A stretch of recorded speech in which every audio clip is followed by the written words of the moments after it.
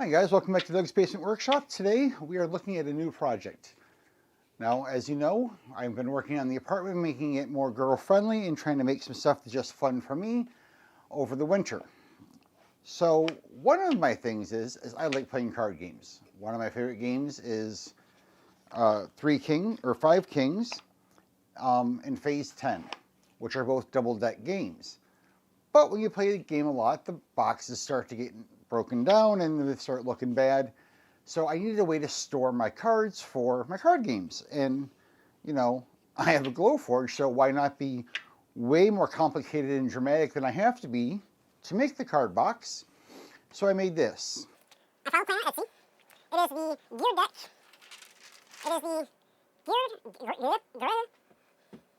geared card deck case. So I got this off of Etsy. It's the geared card deck case. And it's kind of a steampunky thing. And I might adorn it with some other gears. But basically, you pull the sides and your cards lift up out. It's really fun. It was a bit of a challenge to put together. I did the zero kerf version on the Glowforge, and still a little bit of slop to the joints. So absolutely must be a super glue project. But I like it a lot. I did take some sanding because the tolerances on the box to have the gears work right had to be pretty tight for the tolerances. And I did end up having to sand the edges of the box a little bit and to make it slide nicely. I burnished part and I sanded part. So yeah, this is really cool. Absolutely a fun one if you're a Comic-Con or have big decks of cards. And if you look, there is plenty of room in there. I mean, I can still get my finger in there. And that has the game and the instruction pack in it. And all the little extra cards. So that's everything. Absolutely plenty of room for more cards. I'd say you could almost fit another deck of playing cards on top of this. So, very cool.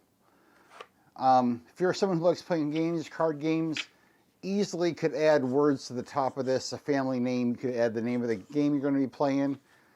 So, go check this one out. I'm going to leave a link down below for the Etsy seller that I got this design from. You can leave a link to their shop.